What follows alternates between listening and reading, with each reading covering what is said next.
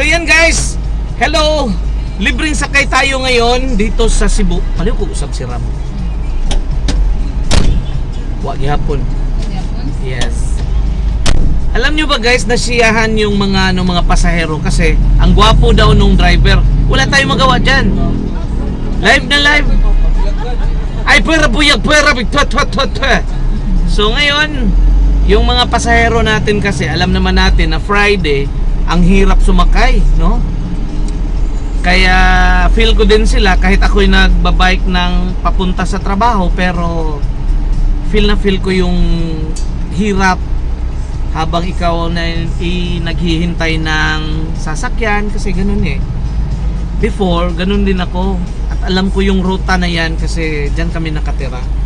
Kaya sa mga pasahero natin dyan, hi! Oh, di ba? May pasahero talaga. Hindi yung pasahero tapos mga clone lang. Ay, nako. So, ma'am, dapat panoorin nyo yung video na to. Dahil kayo'y masisiyahan at maguguluhan. Kung wala kayong problema, bibigyan ko kayo ng problema dahil sa video na to. Dahil alam ko, dama ko kayo ang inyong mga kaligayahan. Sa una pa ni ma'am, daan pagpalit. Ayan. So yung mga pasahero natin, nakilala na nila ako. Atik yan, atik. Alam nyo yung atik? Palibhasa, alam nila, pero di talaga.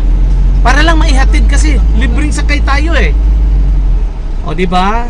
Anyway, sa mga nanonood ngayon diyan, ang DYRC Action Radio Cebu at Easy Rock is meron kaming operation tulong na talagang tumutulong tayo. Meron tayong libreng tubig sa mga traffic enforcers.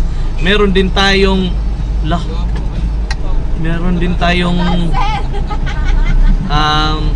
ayaw pang daot di idol. Para-parapan na sila. Di na maayo. Inggit na yan. O, abot na mo? Akulon di ay mo. Ayan, so guys, ganun talaga no. Pag mga ganitong oras, Friday pa, so yan, ginawa ng station DYRC at ng Unilab is meron kaming libreng sakay para naman makatulong tayo kahit ganitong paraan man lang sa mga pasahero natin or sa mga papuntang trabaho nila. Okay? So